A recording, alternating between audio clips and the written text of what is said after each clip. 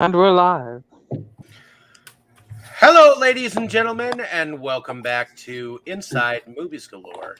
I am one of your hosts, but tonight I am going to turn the mic over to my fiance, as this is her second time hosting one of our episodes, and she has brought another film to the table. Well, why don't you tell us a little bit about that film, and is it that hour?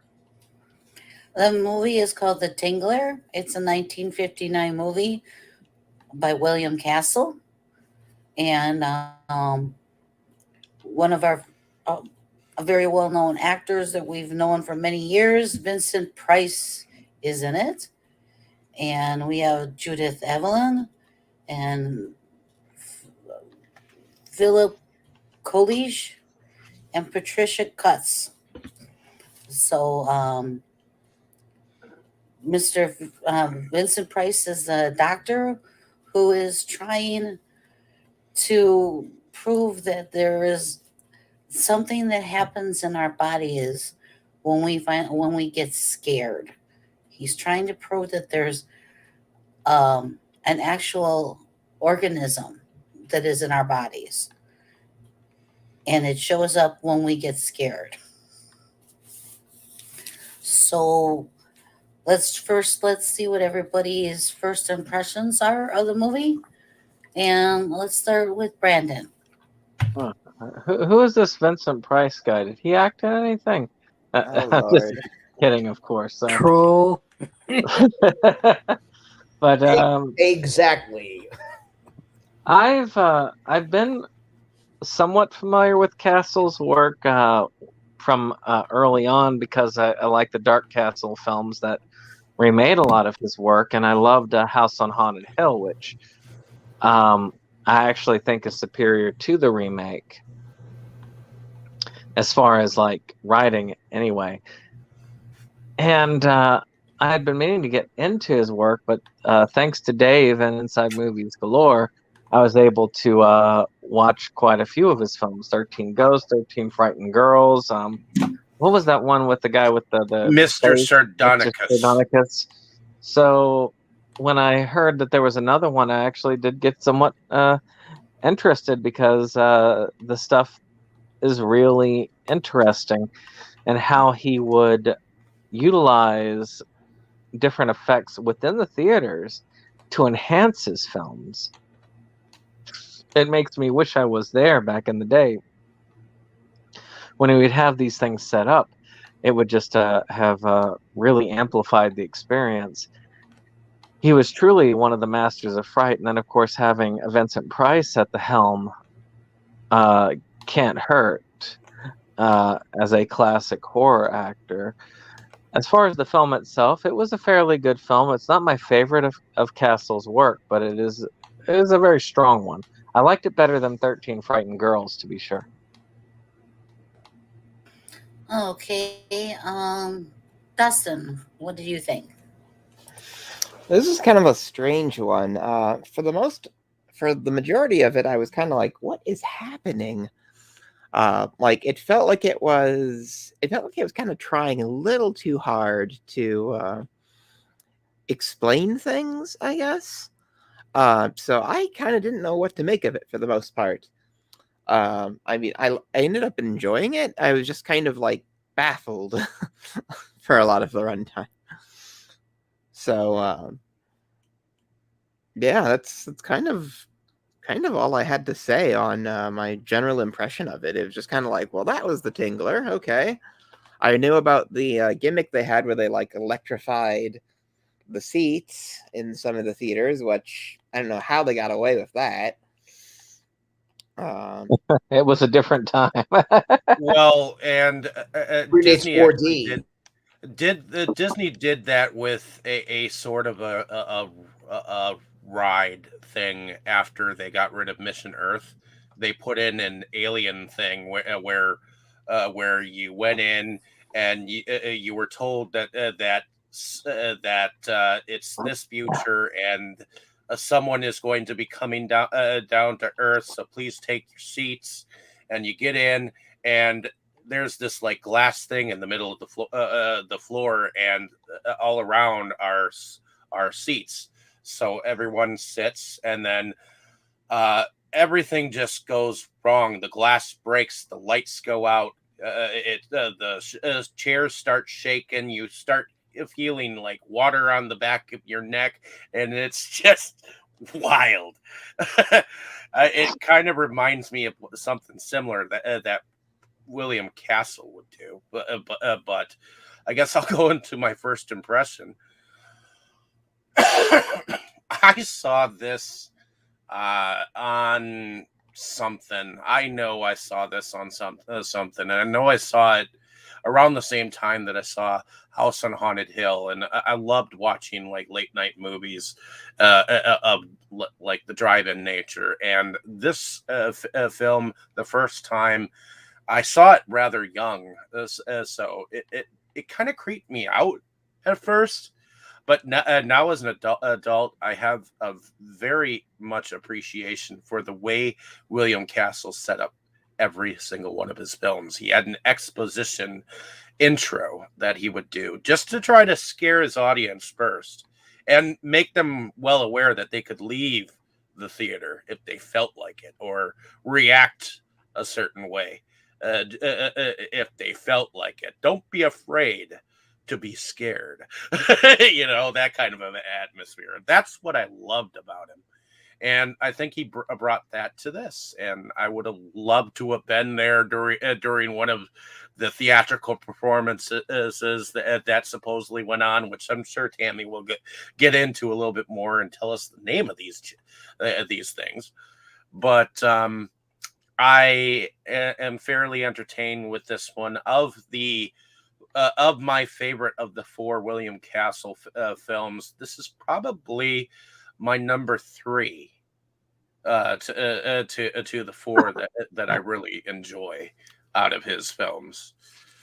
My number 1 is of course Mr. Sardonicus, but then it goes House on Haunted Hill, and then this one, and then I would put 13 Ghosts right after that. But I enjoy this every time, and I love the fact that you can see the fucking wire in the fucking thing. But I guess who's next? Okay, Carol, how about you?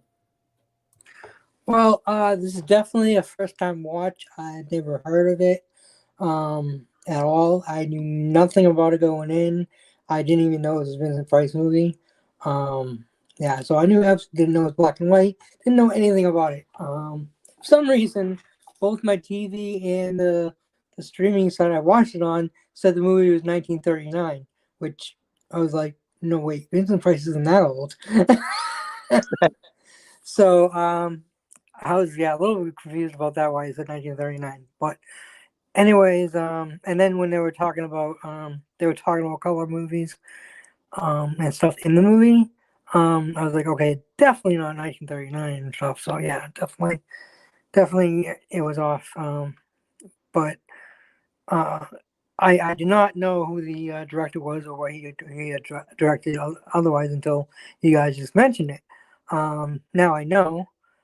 13 Ghosts is one of my favorite horror movies of all time. Definitely my favorite ghost movie. So I'm glad he did that, because like I said, I absolutely love 13 Ghosts. And House on Haunted Hill was another great movie that I saw and really loved as well. So this will be the third movie I saw from him, I guess. I don't know, maybe I've seen others, but nothing else was mentioned. So I'm not sure. I have not seen that Mr. whatever you said movie. You guys said, but I like this movie. I mean, I was definitely not scared at all. Almost laughed a little bit at the Tingler. It kind of reminded me of a lobster with the claws. I'm not sure why, but that's generally what I thought it was. It just kind of seemed like a longer lobster without claws. There's a small segment on the actual like set where they're speaking with the guy who plays the young scientist, who David. yeah, David. And he basically said that it was basically a lobster with claws. Yeah, that's what it seemed like to me. And A lobster with claws. Isn't that a lobster? Well, not Without all of claws. them have claws. Without claws. Well, actually, I read something about that. The idea of it came across because William Castle saw it was a rubberized worm that was on the set of House of Haunted Hill. And he saw this worm sitting there, and that was what gave him the idea. That is what I had come across. How the Tingler itself. Yeah, I also think that the name is kind of funny.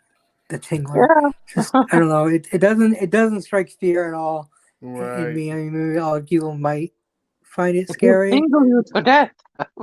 but it was funny how he got the name. You know, the other guy was like, "You get that tingle feeling." He's like, "I know the name for this, the Tingler." I was like, "Okay." Right. I thought that was I thought it was more comical than scary. My friend in college had this running joke where he would just call random things the French Tickler, and I don't know what the origin of this joke was. The French Tickler was, in fact, I know what it is. Wrestler. Don't explain it. And it's almost kind of like that in how kind of like silly the naming convention they use is. Yeah, I mean, maybe in the 50s, this movie was a lot scarier to people.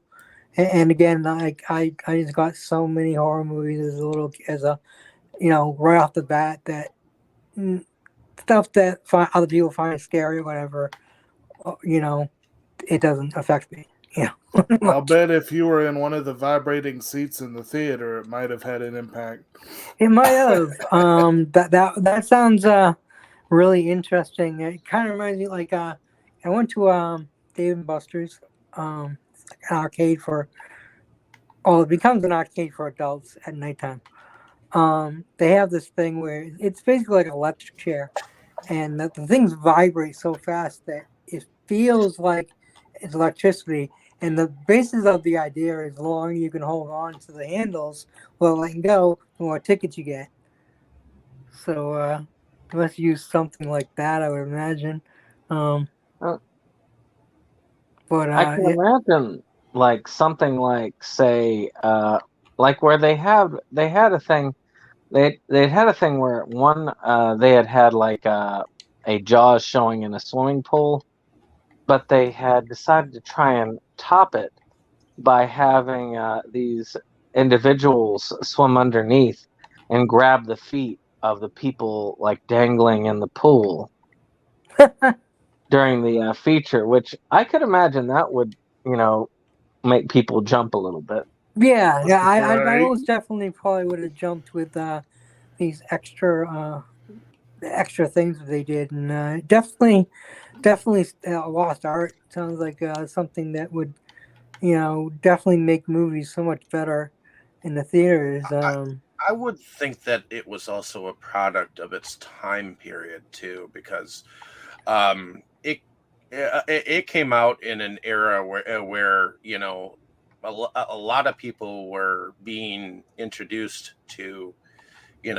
these horror films that were meant to scare you, and some of them had some very flat mindsets, and often people during like the 40s and 50s would not have been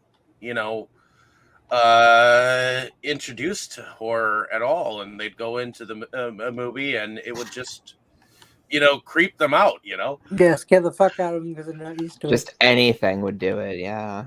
Yeah, even just you tapping on someone's shoulder, it would startle them. Okay, Jake, how about you? Well, I'm going to steal a line from Dustin here.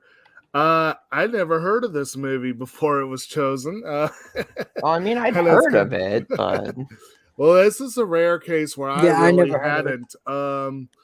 I will say that I was maybe incidentally familiar with the name of William Castle before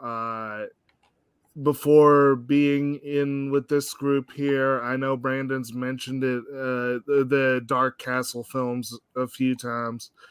I was pretty I sure you were on the episode that we did, Mr.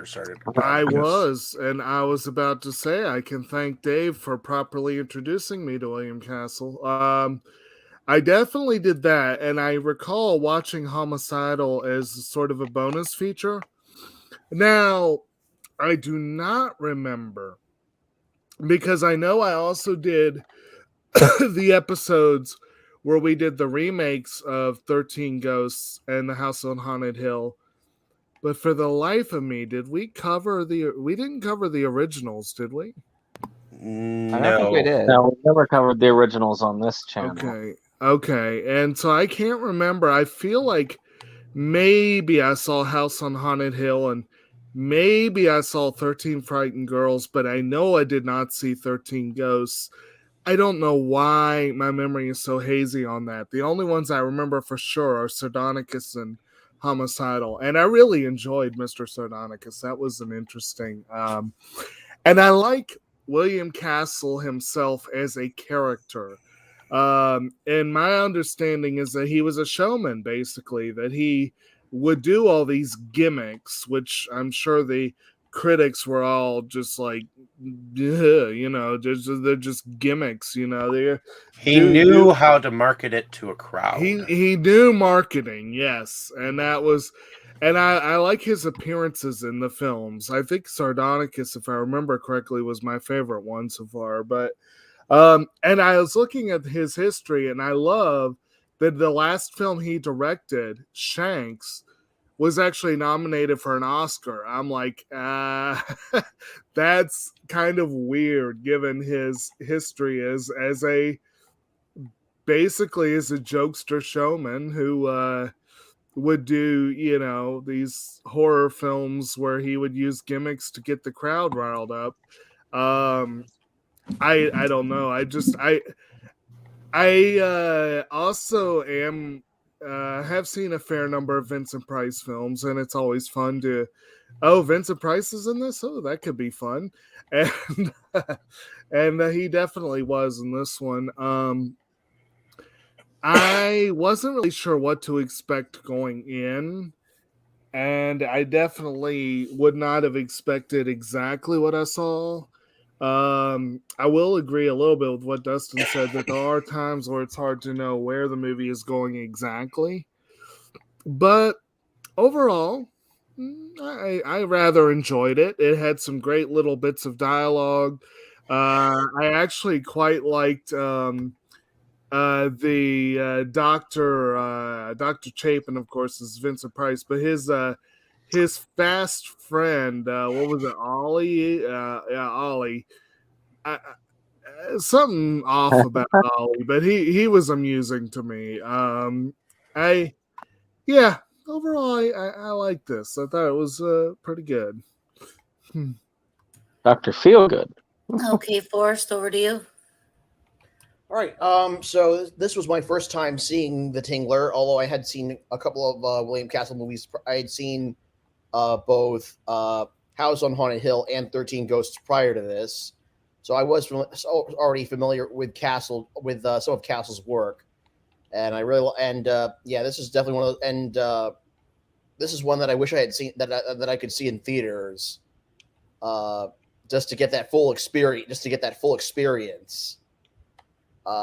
think about it, he was kind of ahead of his time. 4D is now pretty common in any neighborhood multiplex, but he was doing all these gimmicks with these interactive gimmicks, a good decades before it became common. But I think it was a really fun. It was a really fun movie with some good cheesy special effects. Loved Vincent Price. I always look forward to anything he's in. Yeah, it was just it was great, very fun, a very fun flick. Okay. Well, for me, I hadn't seen it till Dave and I had gotten together, and in fact, some of the other movies you mentioned, I hadn't either. He basically was the reason I got into William Well, Castle, yeah, the other William Castle movies. I'd originally gotten this collection as a Christmas present from my parents. So But one I year. thought the first time I saw it, I got a kick out of it. I mean, it's like you said, it's not like overly scary. It's more like a comedic thriller in a way.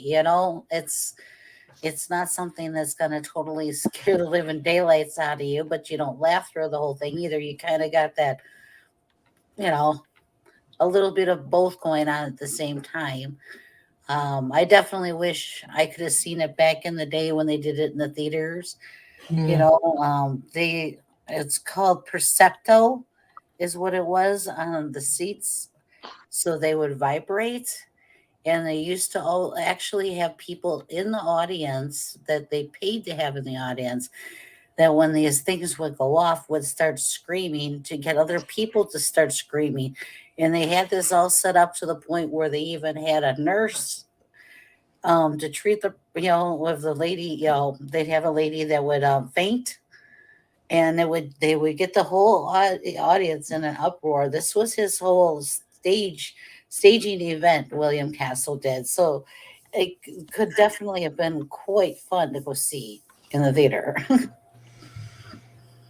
Sounds pretty awesome. I think he wrote the playbook on how to entertain one inside the theater before there were safety things like set in place, before rules, pretty much. Yeah, It's a shame. I definitely would have. I would have enjoyed watching it like that and seeing the whole spectacle and probably been freaked out. With someone fainting and all the other stuff going on.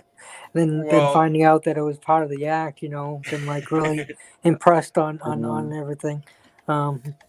Yeah, There's definitely. something about screaming that can be contagious, and it's one thing when you're hearing it on the screen, but it's another thing when you're hearing somebody do it in real life next to you. I heard my that mother always screamed at horror movies. I heard that during the screening of House on Haunted Hill, he actually had a real skeleton floating around the theater when the skeleton came out. Yep. And he would literally scare like the living bejesus out of the people as that thing would be floating down. I actually 2 months ago, I caught a 35 millimeter double feature of House on Haunted Hill, 13 Ghosts in Los Angeles, and they had the skeleton floating through the audience, and nice. It was great. I just liked it. According to IMDb, the skeleton is actually credited as skeleton for that movie. That's like, I find that. Well, he deserves his credit. Yeah. Well, Skeleton was played by Skeleton. Well, behind the scenes thing that we saw on this was that the actor that plays David said he came on the stage, came on the lot the one day, and they had a box and it said Tingler, and they had all these stickers on it: keep out, keep away, this and that. And there was an actual security guard, he said, watching it. And he said he could not stop but laughing coming onto the set because he knew what it was. But all these people would walk by and look at it.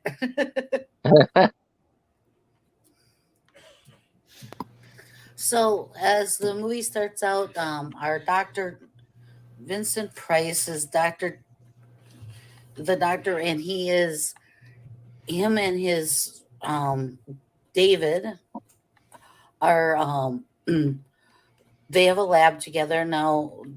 Ali comes in as Vincent Price is doing an autopsy for a gentleman that had just been put to death. And Ollie is asking Vincent Price, this character, all these questions about, why does he have to do an autopsy? He was put to death, and 20 million things, and they're letting him in. Vincent Price's character's letting him ask all the questions, and he's like, and then he tells him about that he's trying to find out what happens when people are scared and if they can get scared to death. And by doing the autopsies of these people that are put to death, evidently they're scared before they're electrocuted. And Ollie makes the comment about, it just makes your spine tingle. And Vincent Price's character is like, yeah, that's it. I never thought of that. That's what I'll call it, the Tingler.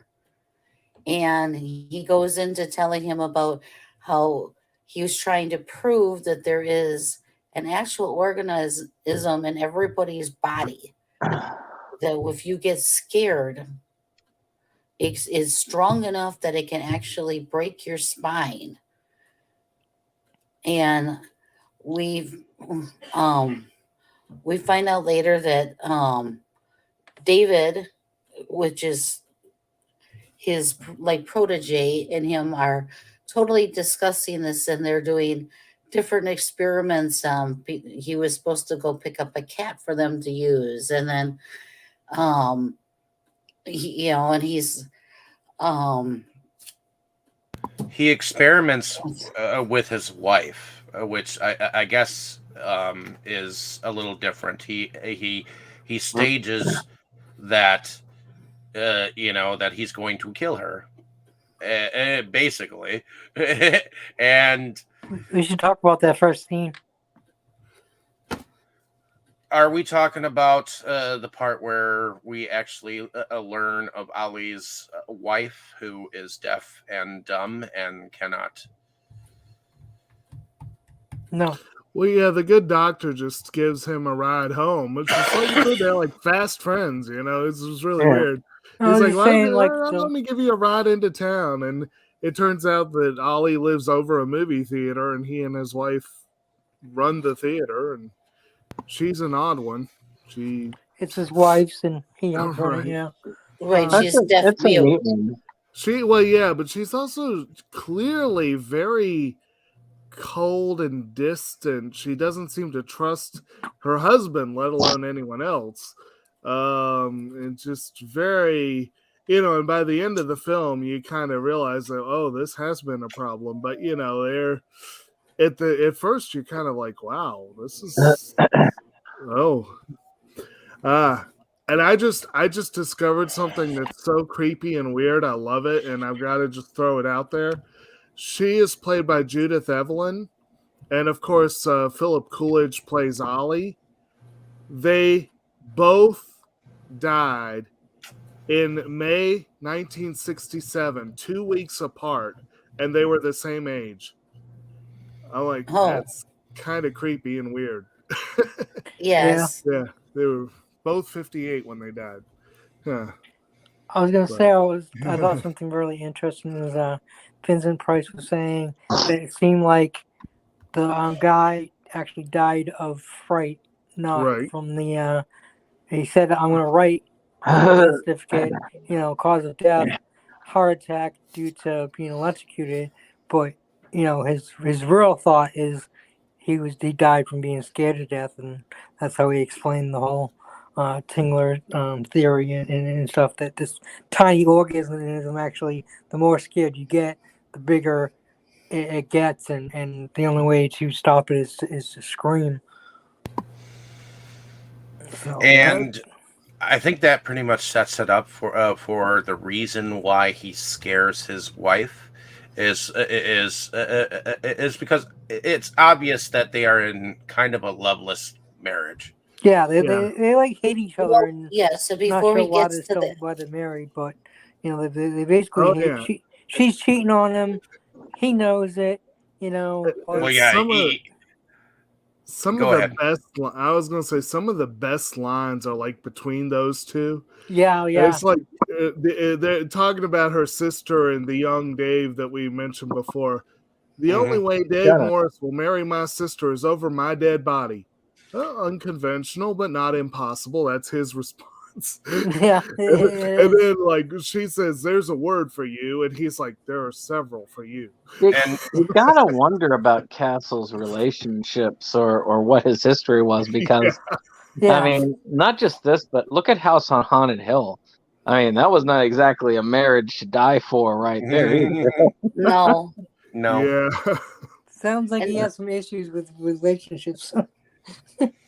well, and see now Could be. when he takes Ollie home and he meets Ollie's wife, and he's watching her and he realizes that she's a deaf mute. Well, he ends up cutting himself, and he watches her reaction to the blood, and because she cannot scream, he's Ollie puts it as, oh, she just faints at the sight of blood, and Vincent Price is like, no, that's not just a More straight to it. fainting. That is, her whole body went rigid, and that's not just a straight faint. And he's already got this going in his head, and then Yes. by saying Hardcore the things he hemophobic. does, he's getting Ollie to think about things too.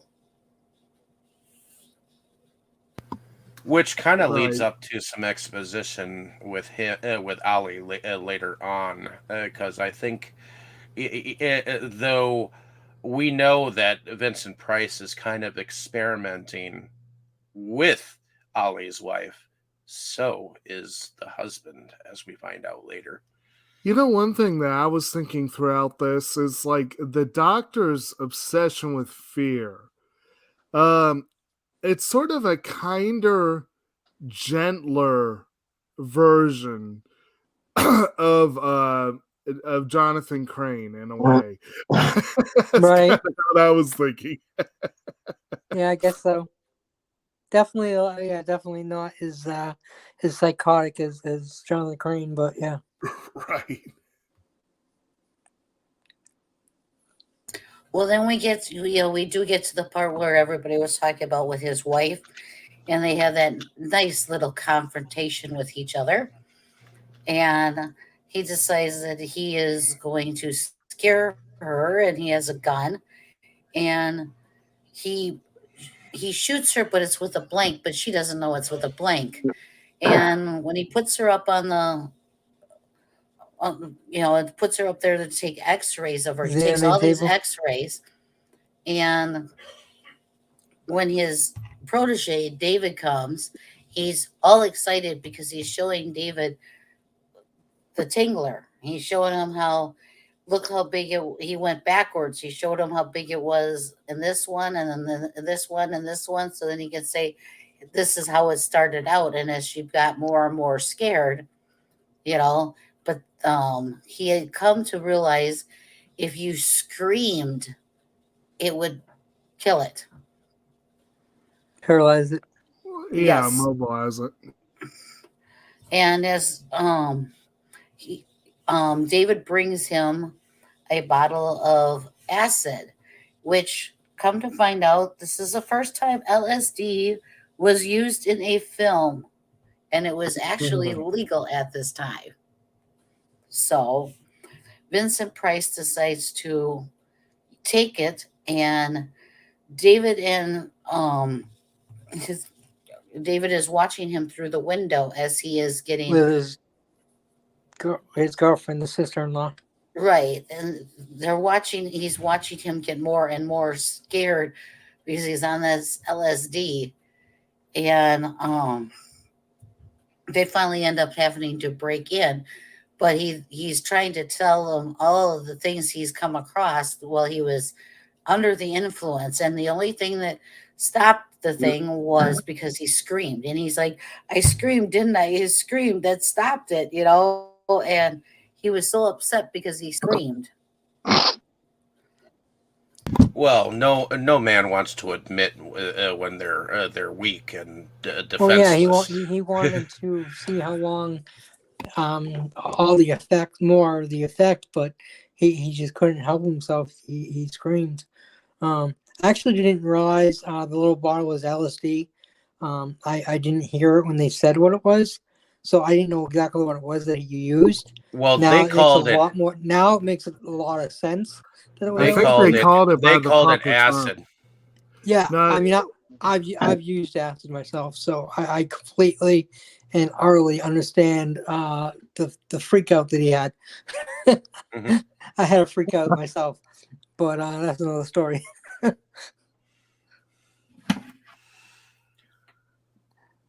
I just thought it But was a fun little fact that LSD had never been used in a movie before up until then, and Yeah, yeah, definitely. it was actually legal at that time. So, That's funny.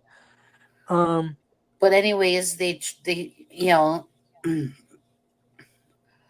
um, Vincent Price, you know, the doctor goes and sees Ollie's wife again because Ollie comes over and says she just has not been the same since she saw the blood and fainted. So we don't realize at this moment how much Ollie is behind this, but Vincent Price ends up giving her what is supposed to be a sedative, and he actually gives her the acid. And that's when the whole turn of events happens. You know, she trips out on. We think she is tripping out on seeing um, this guy with an Monster. axe and on a mask and blood running in the sink, the bathtub filled with blood, the doors closing, the lights going off. What did everybody think about all these scenes?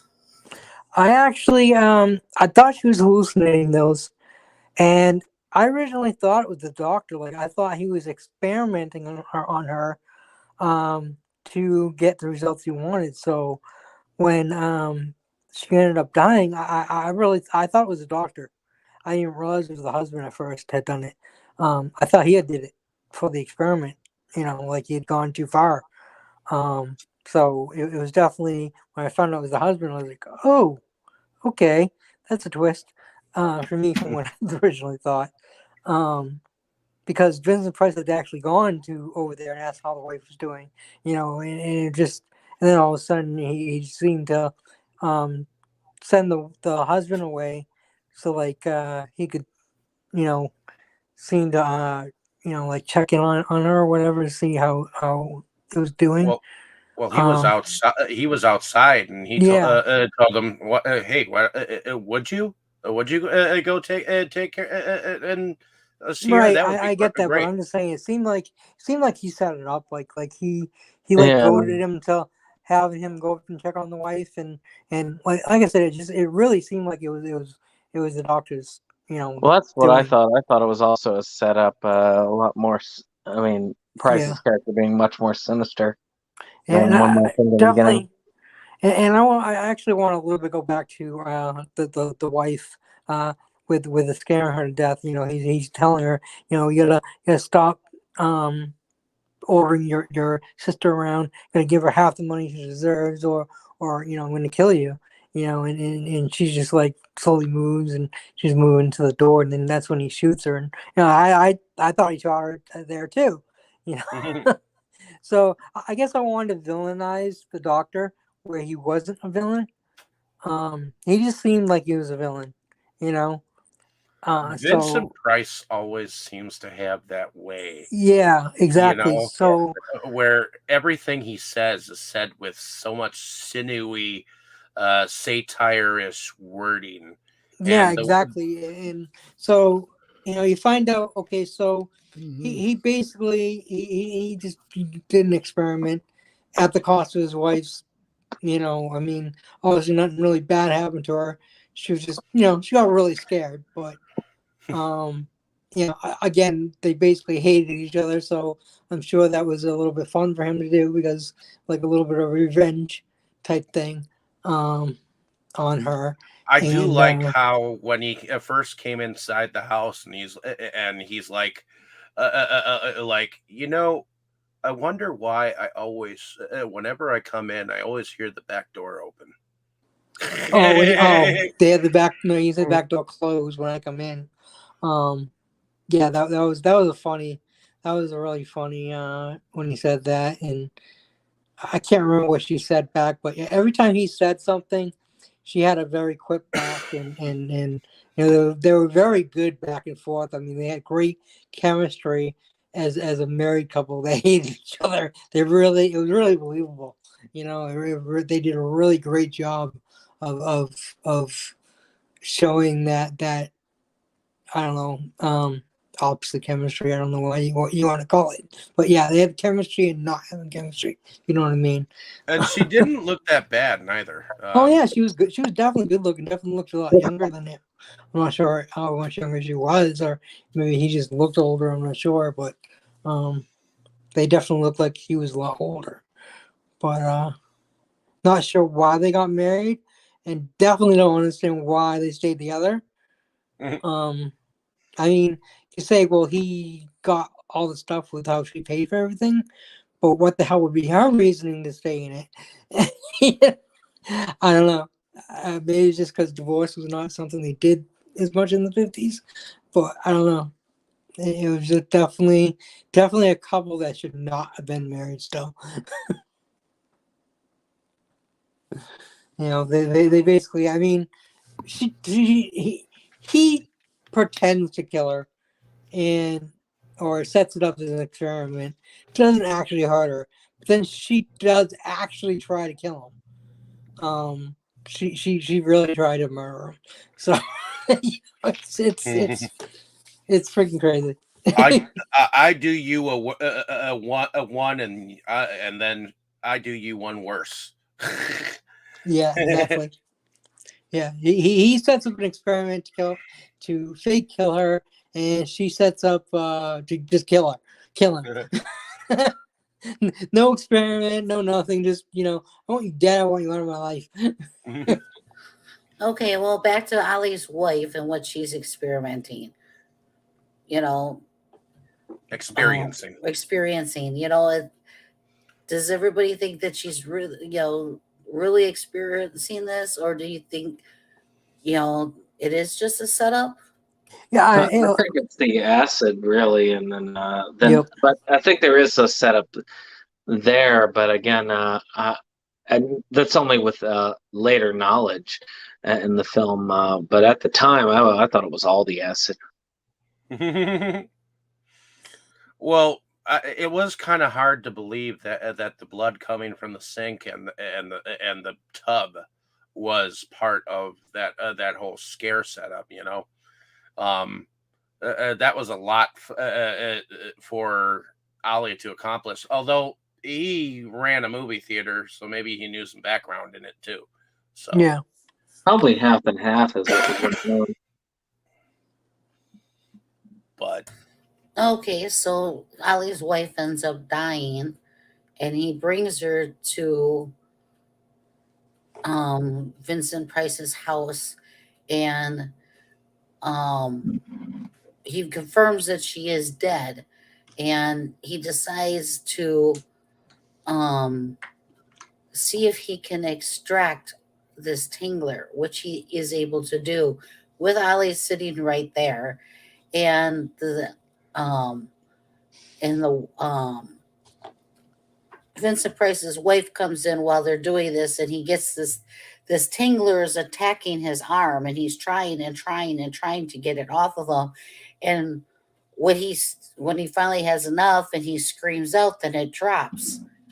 And then they go to put it in a container, and his wife asks all, "Oh, can I do anything?" And she's trying to tell Ali, "I'm sorry about your wife," and and all this. In the meanwhile, she goes and takes a vial of something. I believe it's the acid. No, I don't think it's the acid, because it ends up putting him to sleep. But some kind of sleeping medicine. She gets an idea of how to get rid of her hubby, now that this Tingler is an actual thing.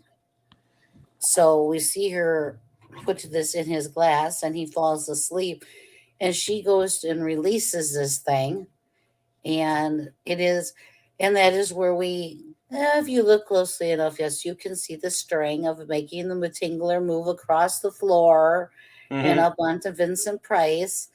But I think it gives the movie more character that you can see it a little bit. I didn't see it.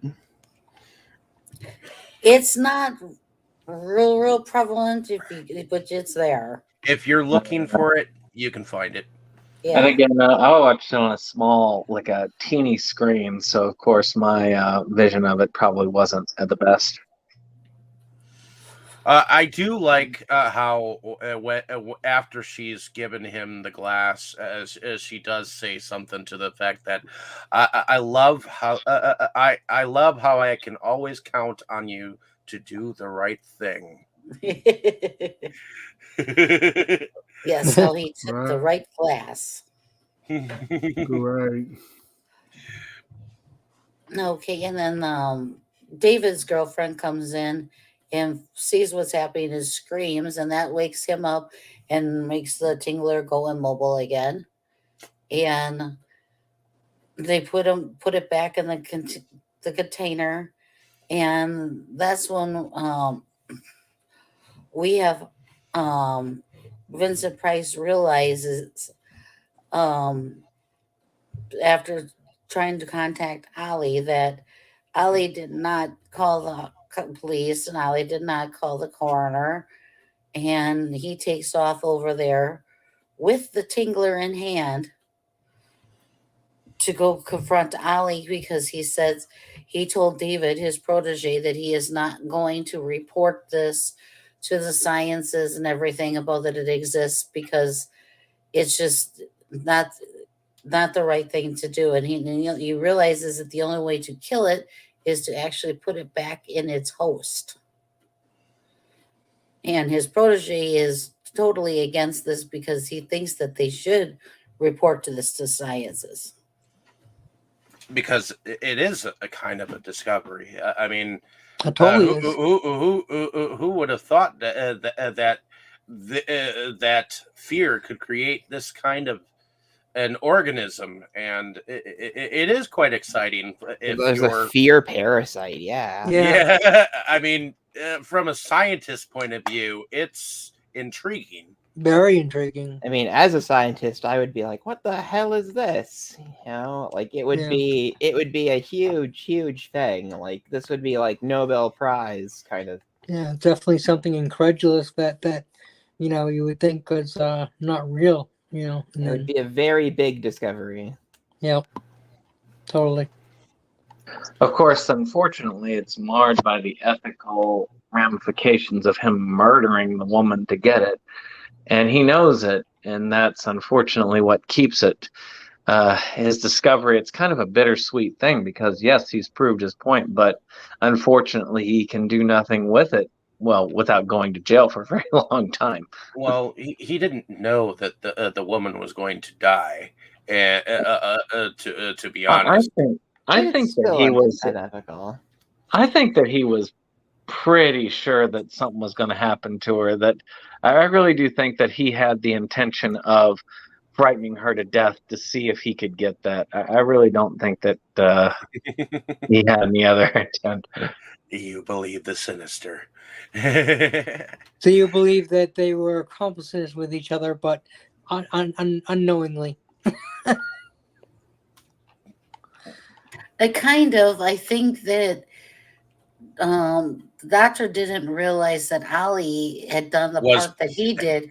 And he was paying attention. And I don't think that, I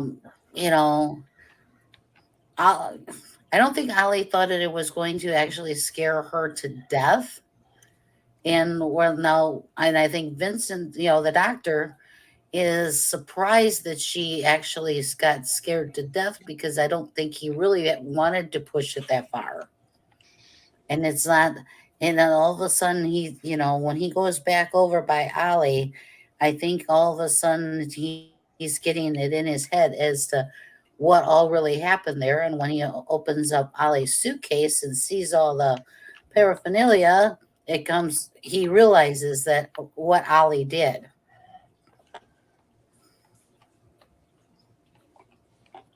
Yeah, and that was pretty great when he found that, and then all of a sudden they realized that the Tingler was no longer in the carrying case. I still think it's kind of funny how he's like, I'm gonna have you arrested, but after you help me with this, and it's like, okay, so he's not gonna try to fight back, and then he's just gonna help you, and like it just, I don't know, it's kind of silly to me, like, why wouldn't he try to run out or fight him or what? I mean, why would he just like let him call the police and just stay there to be arrested? Like, well, because the dirty deed had already been done. Right, but who the hell wants to be arrested and spend the rest of the time in jail? I mean, unless he just felt remorse for killing his wife and just wanted to, I guess he just think he deserved to be in jail, but I don't know. Just think odd for him just to lay down and take it. Well, I think the doctor kind of felt a bit responsible because he gave her that shot to begin with, even though he said he was going to go to the police. And I think Ollie is just like, but you don't know what it was like. You don't know what she was like, Yeah. I just couldn't deal with this anymore. And while they're having that conversation and he's putting the Tingler back in her or getting ready to put the Tingler back in her, they go to get it and they realize it is now escaped and it is in the movie theater. Yeah, that's a great scene. And people in the theater, they're watching a silent film, Yeah, which is called Toll Abel David. Yeah, that was kind of an interesting film that they were watching. Right, and they're all getting into these fight sequences on the film, on screen and not paying attention. And, they're like, oh, we can't say anything, we don't want to start a panic or whatever. And, this thing is like crawling along the floor and then it starts to go up that lady's leg. And then you get the scream. And then the lady that kept having her boyfriend trying to put his arm around her and she kept pushing away. And so then they make everything black and you got Vincent Price going, no, there's no need to panic, and gives his whole little speech and the film will be back in a moment and everything because they're trying to keep everybody calm because this thing is crawling around. And then, of course, it crawls across the screen while it's white. And this is why this is one of those parts where I'm sure in the theater they would be activating those chairs because, you're having this happen at the same time. I think that would be, it was probably exactly what they were doing at that time. Mm-hmm. I think this was the first time that they started to activate them. A little bit further on after this scene, I think, is when they do it more. But yes, the Tingler goes across the white screen because now it's up by the movie projector, and they go up there to get it off of the projectionist, and they finally get it back in a container. And tell everybody, don't worry, this your movie will be back on in a moment and there's nothing to be afraid of. And that's when the lights go out and suddenly you hear the Tingler is in the audience, run or something like that. Scream for your life. Scream, damn you. And they do and paralyze it. So, does anybody else have anything to say about that whole sequence? About it's a pretty wild gimmick. Yeah, it really was. I really enjoyed the gimmick, and like I said, I would have loved to have actually been there in the theater at the time. Yeah, and like I said, yeah, I think that would actually make me jump, and possibly scream. Uh, so that would have been cool. I definitely could see my mother screaming her head off. I mean, she always screamed anyways, like every horror film, which I didn't get because she saw the same ones I saw plus way more, and where I got desensitized to them, she still screamed at them all. But yeah, that's just the way it was. So yeah, I think the gimmick is really, really fun, really great. And as the movie began with screaming heads, it ended with screaming heads. So, but what did everyone think about the production? Well, we didn't finish. We didn't talk about Ollie getting killed. What did everyone think about that moment? I don't know how the hell she came back to life. I mean, I guess the organism like moved her body to make it seem like she was alive, and he saw her scared face, and it basically scared him to death too, which I guess. But that was interesting. I was just like not sure how she came back to life, but definitely, I guess he got what he deserved. I mean, He whether basically got scared to death. Yes. yeah, exactly. I mean, maybe maybe she was a Poor horrible Ollie. person and she deserved to die, but And maybe he birthed another creature. yeah. So so I mean, it definitely. I guess he got what he deserved, and the wife took off, and you find out that the wife just took off. I mean, I don't know if she cut him off or anything, or just took like some money or what. I don't know. They didn't explain any of that. She just took off, and I loved another thing I like to mention is I do love the insinuation that he made with her. Because she's like, I can cut you off, blah blah blah, and he's like, and I can let them know that it was your father died under mysterious circumstances. Which I mean, not saying she did kill him, but you could definitely put some doubt in there and maybe put some evidence. From the sound of it, probably. Yeah. I like the language he says. It's something like she's like, you can't prove it. Anyway, there isn't anything to prove. And he's like, but you wouldn't like me to try. And you should remember this. Organic poisons are like old soldiers. They never die. They just lie smoldering in the grave. And I'm not bad at autopsies either. Right. I like that last little stinger Yeah, there. that was good. Yeah, definitely. Definitely was great. But yeah, I thought the production, especially for the 50s, I mean, it was good. I mean, like I said, the Tingler to me was not scary. It just, maybe it's probably my times and or all the other horror movies I've seen were a lot more scarier stuff that didn't scare me either. To me, it just kind of seemed like I don't know, like a little, not a puppet, but like something. Just it looked fake, and it just, and even so, even if it looked real, it still didn't look all that scary. It just, like I said, it looked like a lobster without claws, which lobsters with claws are a little more scary. So it kind of reminded me of like the earthworm. It's like a big bug. With pinchers. Yeah, bug too. Yeah, that's another thing. Is it kind of looked like a bug too, a giant bug, which actually is a little more scarier than a clawless lobster.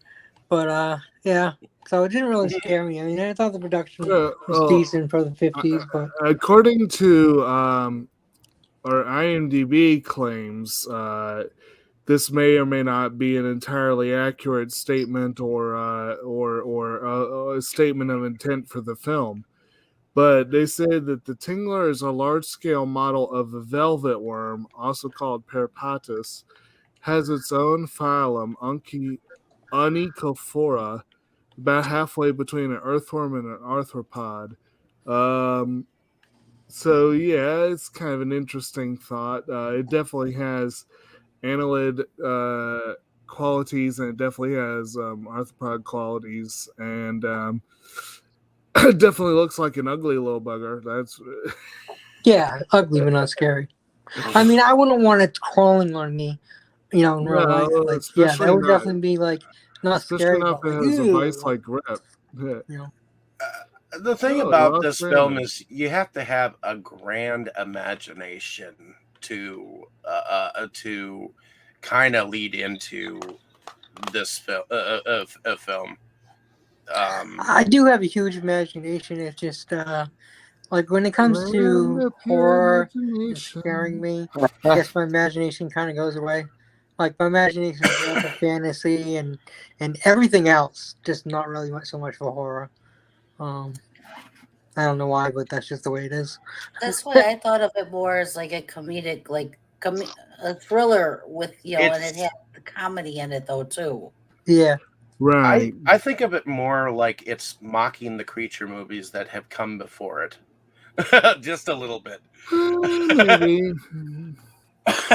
Just Not mocking so much as poking fun at it this is along right the way. in the middle of the golden age of creature features. right. I mean, it's a very interesting idea for the movie. That we all have this little organism inside of us, and the more we get scared, the bigger it gets, and to the point that it can scare us to death. And it's a very interesting idea. And this definitely predates the Blob. That's around the same time. Yeah, I think the Blob was like 1966. No, the Blob was 19. The original Blob was, I want to say 1959. Might have been 1958. So just a year earlier. Oh, okay. So this was after the Blob. Okay. I think maybe there was one that was 1966, but that might have been the first remake. What year did Blob you say was that remade this quite a film few times. was, Tammy? 1959. Okay. See, I have the Blob, the Criterion, and I always thought it was 1960. Well, maybe you have the remake. No, it's the original. The original, it's that song. That's why. But in any case, I thought it was a film that paved the way for the Blob, which gave the whole theatrical run, having people run from the theaters because of a creature coming after them, a kind of a vibe. So, but right. I like the Tingler. I like its name. I like the creature. I do think this has some more comedic vibes, but I also got the creepy vibes that the film was trying to draw on. Did you? So yeah.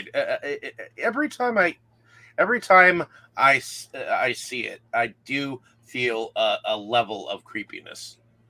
I didn't get that at all. I mean, the best part of the movie was Vincent Price, and the best part I think was the quips between him and his wife, which they add to the movie, but they really don't have anything to do with the movie. Like you could take that out and still tell the original story, but despite that, I think they were the best scenes, best parts. Yeah.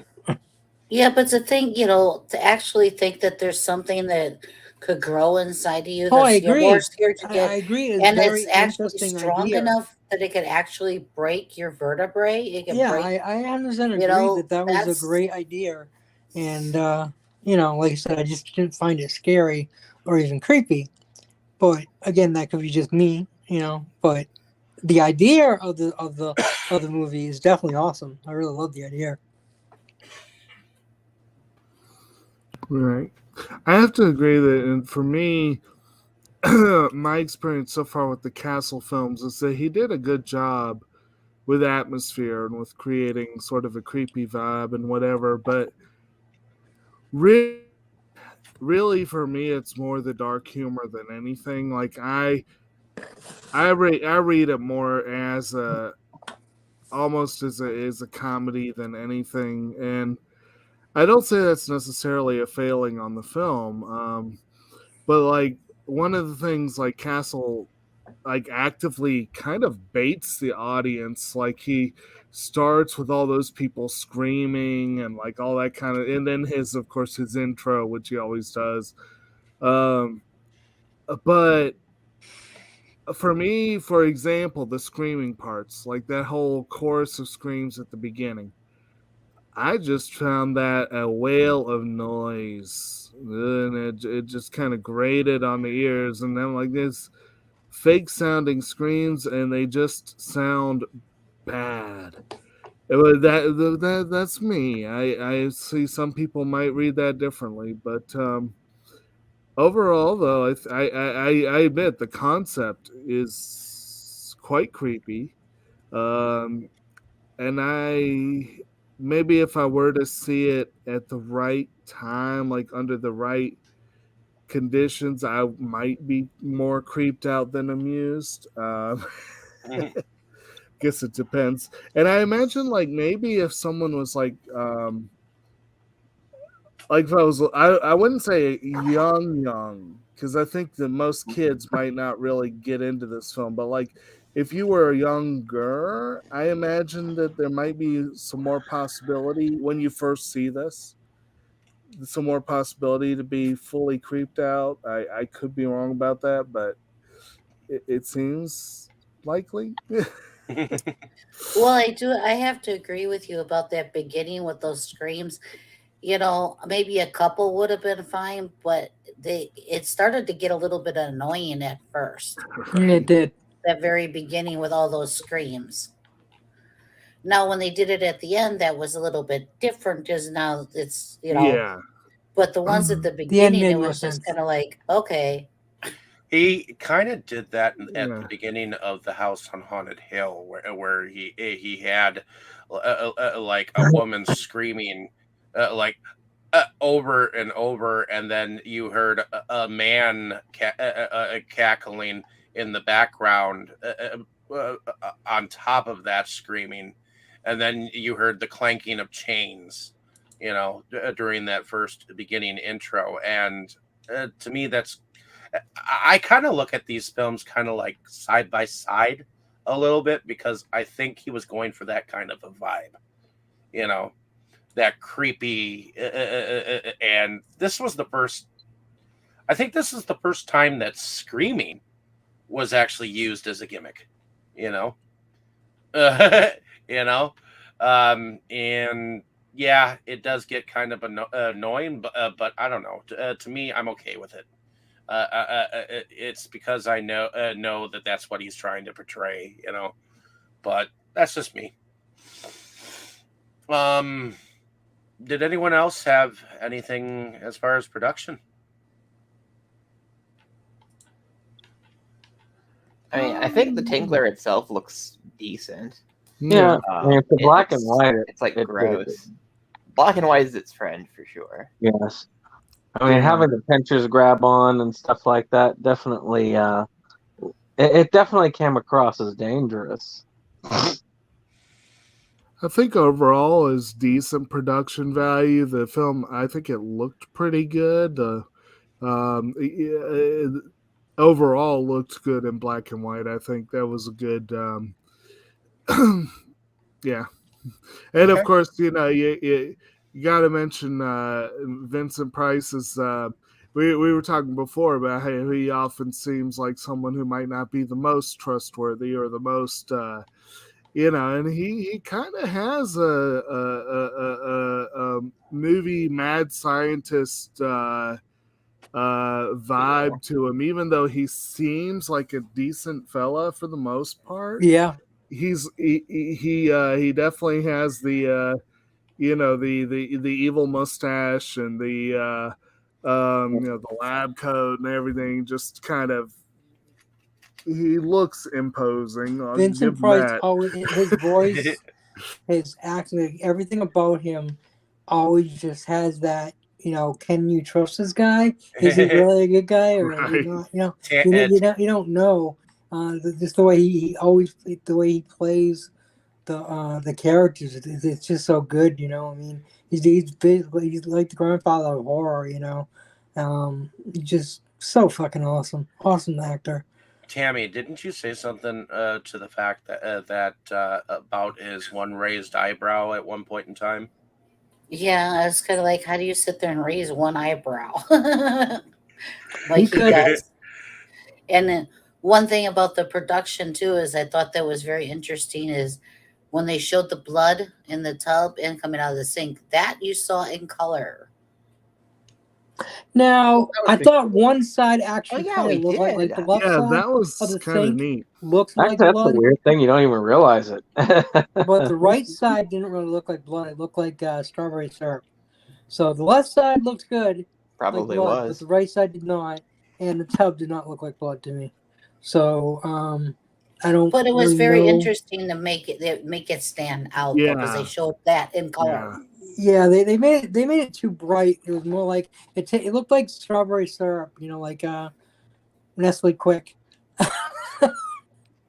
So it really didn't look like blood. So I mean, I think it would have been better if it actually looked like blood. Like the whatever they used in the left sink definitely looked a little bit more like blood. It was a little bit darker than blood, but definitely was closer than the light red. Yeah, I mean, keep in mind what time period we're at, and then Oh, I get it, shoot, but they could have and made the it look a little '70s was darker even than they safer I did. don't. blood-wise. I don't think they could have used anything more real looking at this point in time. I think everything was chocolate syrup and Pretty much. pig's blood, Yeah, basically. I mean, Well, look at stuff that happened like a little bit further down during the color era, like of '70s. You have some of the greats at the time. It still looks like red paint. So I mean, many of the right. giallo films, it was just very unrealistic. I feel like for the time, it was okay for the time. Not to mention, and correct me if I'm wrong, but those sequences were part of the trip, right? Yeah, So or the supposed trip. right. So if this guy's essentially tripping, then if you see something that looks hyper colored, that doesn't really look quite right, Mhm. I don't see any reason why you should expect realism in those sequences. You know what I mean? Well, To when me, it works when I fine. personally tripped, I didn't see anything off color or weird like that. I mean, I Okay. felt weird and I had weird thoughts in my head, but Okay. actually seeing things like the whole house was moving, but I didn't see anything off color at all.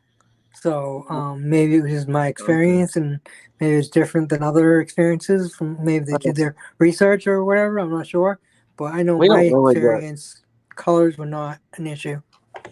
we don't really get the tech for realistic blood though until about the '80s, really.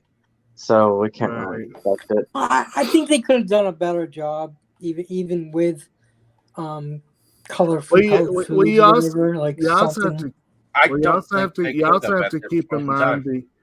you also have to keep in mind what they did to create color sequences in a black and white film. There was a lot involved to that. So yeah, Yeah, I I think guess it was just kind of fun that they attempted the effect. maybe I'm And just being a little bit Yeah. harsh. yeah, You have to understand the materials of the time; they just weren't there. Yeah. But Does anybody have anything to say about the score for it or the music behind it? Music was fine. I didn't really notice it all that much. Yeah, I mean, again, Yeah, it reflected there wasn't time. real lot to notice. yeah. It felt very of the period, almost kind of like Mhm. Creature from the Black Lagoon, where the music is just like da da da, and that's all you really get. Yeah, I honestly don't even have any memory of it. I seem to remember it being good for doing the job. John Dexter was the guy behind the music of this particular film, and he did stuff for House on Haunted Hill and Mr. Sardonicus, and I guess some of 13 Ghosts as well. So it looks like he did quite a bit for William Castle, but that's pretty much it. Okay, so should we move along to our favorite scenes? Sounds good. How about we start with you, Dustin? This movie didn't totally blow me away, so it's kind of hard to pick something that stands out. But I think I would have to go with when he gets knocked out by his wife or whoever she is, because he just seems to kind of invite it to happen. Like it's such a weird scene. It sticks out in my mind.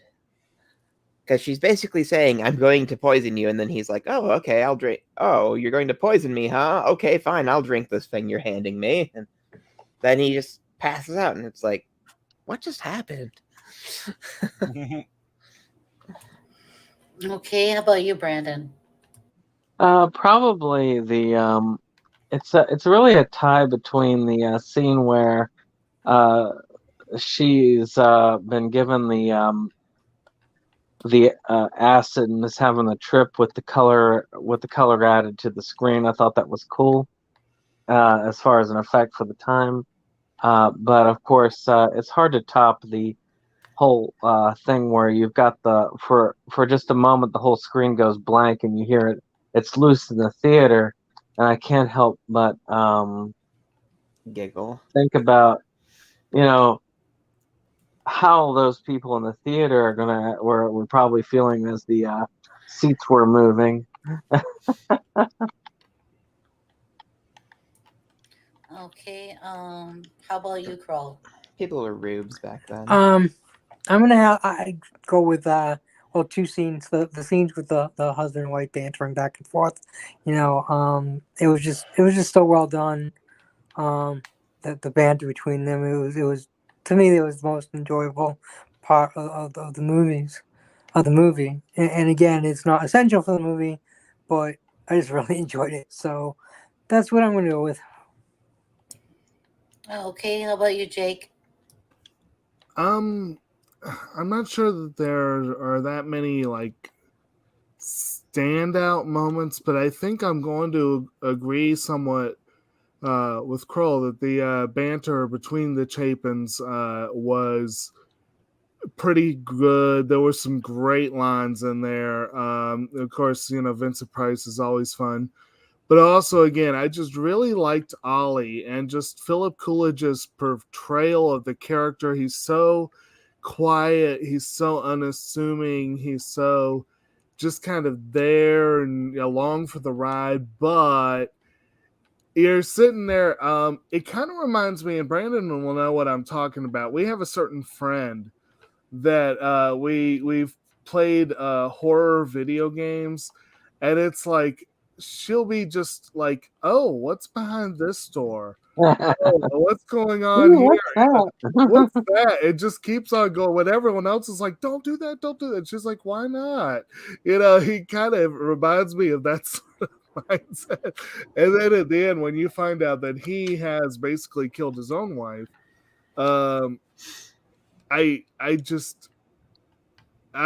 ending right before that fake ass scream at the end kind of knocked it down a peg a bit, but right before that, I thought that his end scene I was really enjoying that, and so I'll probably go with that, I think. Okay, Forrest, how about you? I would definitely have to say. For me, I had a couple. The Tingler crawling through the theater and attaching itself to that woman's leg, and the bathtub full of blood. just like the cult, I love moments like that in black and white movies, like where there like maybe a moment where like there's color jump, popping out to the audience, especially this, and also like seeing how in a time where censorship was heavy, like seeing how they did blood back then. Made me want strawberry milk. Yeah. Okay, David. I think I'm going to have to go with the. Okay. There's little small moments like the part where he actually names the Tingler. I always like how Vincent Price can be amused at everything. I'm going to have to be even the darkest things can be amusing, But to me, I think my favorite moments will probably be when she goes on that supposed trip, and also when Vincent Price goes on that trip of his own for some reason. Even though I like that theater moment where it escapes and it goes across the screen, I know that's many people's favorites, but for some reason, when his voice gets so small, the walls, it's just kind of priceless. I guess I'd have to say for me is when you see the Tingler for the first time, and then when it actually attacks Vincent Price that has got on his arm, and you actually see the thing. I guess that's what I like. That was one of my favorites because you actually got to see the thing. Mm-hmm. So, anybody else have any other comments? Not that I know of. No. I think we got it good.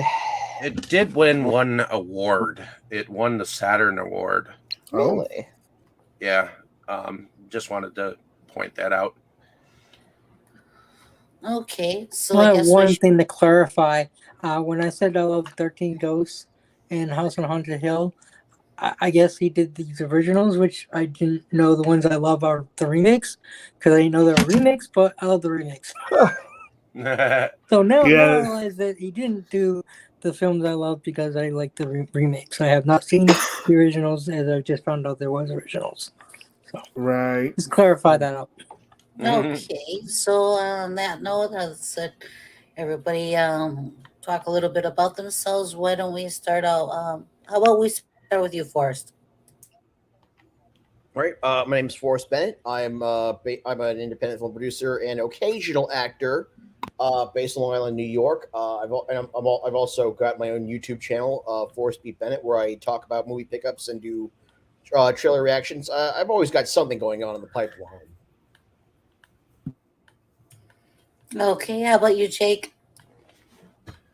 Well, I'm Kotobukijake. I live here in Central Virginia, where I co-host the YouTube channel SeptumSin versus the World. I also am generally quite busy with any of a number of projects myself, including an independent nursery business that a friend and I started up that is going quite well, or that's a lot of fun. But try to throw my hat into whatever film projects I can on occasion, and try whenever I can to watch, enjoy, talk about movies, anime, television, all that fun stuff, and there we go. Okay, Kroll. Well, I'm Ron, really. Kroll is my nickname. I got it from a video game. Originally, Kroll is my name, and then I got a nickname, and my friend Mo started calling me Kroll all the time. And it just kind of stuck with everything, so that became my name on Discord and everywhere else. So may as well brought it here, too. I love movies. I love TV shows. I love reading.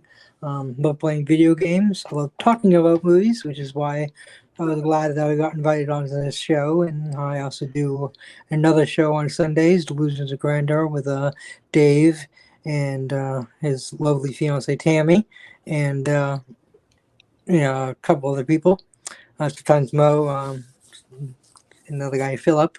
Have fun going on there and talk about movies as well. So it's really fun, and I enjoy it, and I'm glad to be here. Okay. Brandon. Well, I'm SeptumSin of SeptumSin versus the World. We love physical media here, pickups, and various discussions. We have a discussion, a first actually, a monthly discussion on the Bad Ben movie series with the original film Bad Ben, and that's coming up this Friday. Of course, this coming Monday, we're going to be doing our anime discussion on the Count of Monte Cristo, which is going to be great. Of course, I do also help with helping get our lineup together for Inside Movies Galore, but we'll talk more about that after we finish. Okay, Dustin. I don't know what I do anymore. I have a YouTube channel called The Crypt of Horrors where I show off horror movie and memorabilia pickups. Go subscribe to that so that I'll be incentivized to have more videos go live, because I can't collect stuff anymore, but I do have a bunch of videos that are ready to go. I just need to edit them. So, and you can find me on Twitter at DuraCryptaxis. Okay, and David? Go with Jacob first, and then I'll go.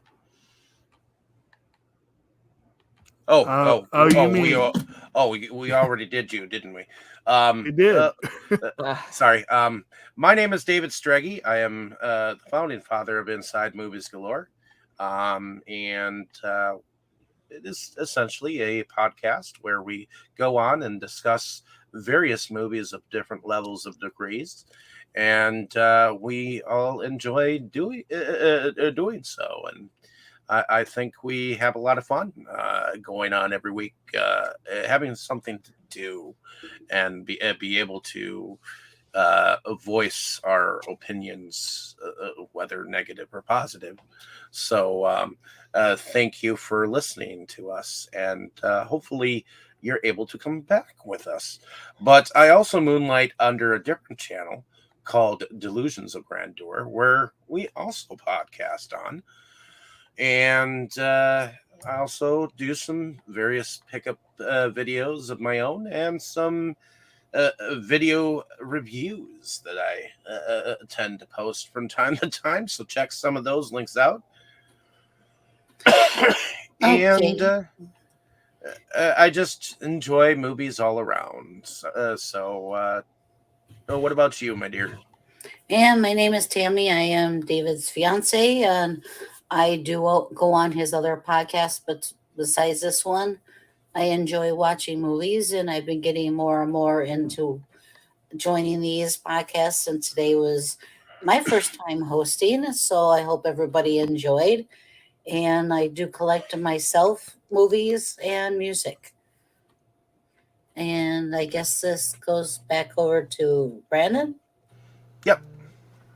Well, I have some. Normally, I would then tell you all what's in store for us as far as our themes for next month, but we are in a special position where we are at our 5-year anniversary at Inside Movies Galore. Come June, we turn 5.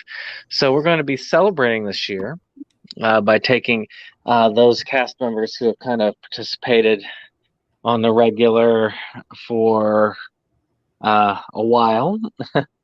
And we're all going to take a month and dedicate it to those individuals. So they get to run each month as we go, with a couple of exceptions, but we'll get to that when we get to it.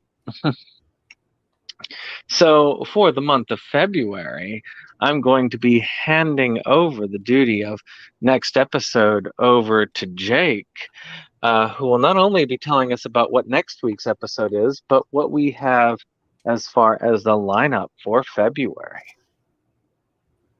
Well, thank you, sir. So I did decide, even though I essentially could do whatever, that I still wanted to go with a theme because I like my alliterative themes. I do enjoy those.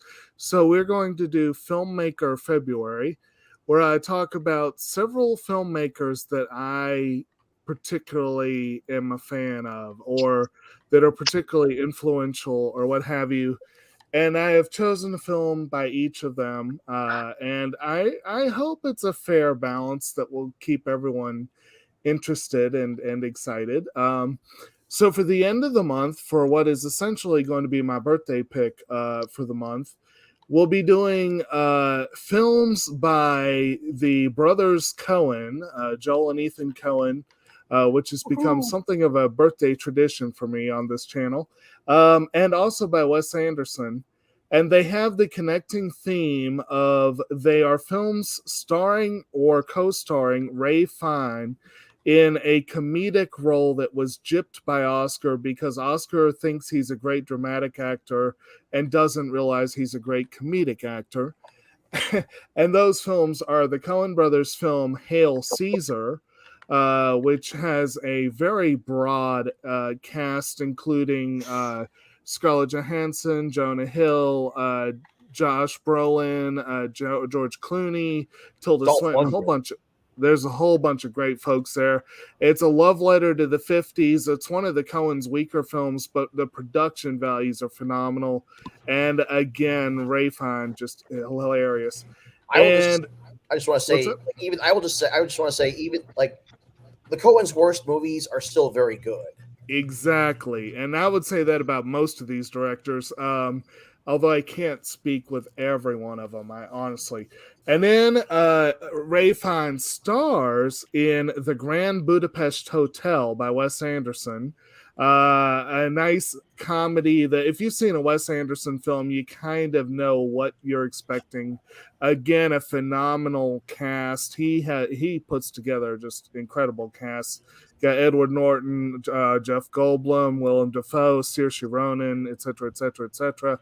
That will be the final week of the month. The third week of the month, we're going to talk about a film by Mamoru Hosoda, who we covered previously, his film Summer Wars. This one is called Mirai no Mirai, or simply Mirai, which is a fun, fantastical family drama. I had to sneak in an anime somewhere, and Hosoda is one of the greatest anime directors out there. And Mirai, I think, ranks with Summer Wars as one of his best films. The second week of the month, we're going to get a little bit political. I hope y'all don't mind that at all, but we're going to cover Ang Lee's Civil War drama Ride with the Devil, 1999 film starring Tobey Maguire, Skeet Ulrich, and Jewel. With a whole bunch of other folks in there as well, which takes place on the borderlands, Kansas and Missouri, corner that people often forget about when they think about the Civil War. And then we're going to move forward to a film that touches on some of the same themes, quite possibly the seminal Spike Lee joint, Do the Right Thing.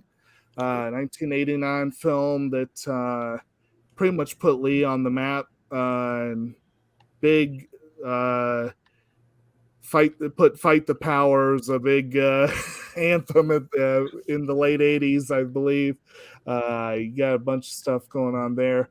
And then to start the month, we're going to start with a little dose of high-class murder. A nice little whodunit, a Robert Altman film called Gosford Park, which was written by Julian Fellows, who would later go on to write Downton Abbey. And this film could be considered sort of a cross between Downton Abbey and an Agatha Christie novel. So it's a pretty solid film. where Maggie Smith got an Oscar nomination for basically playing the character she would play in Downton Abbey. And it's a good solid one. That's again, I think might be a fun way to start off the month. So there y'all go. There's your lineup. Okay. And one thing I wanted to say is that I did go on and interview an actor from Ghana, Africa earlier. But he goes by the name of Scorpion. This is my second interview with him, and I think it is a good one. Even though we had some audio difficulties due to his area and location, I still think we got a lot accomplished. So definitely check that out. It's up on the channel, and it's ready to play. So good night, everyone. Good night. Good night. Nanu. Good night. Watch out for the Tingler. Scream for your lives! Scream.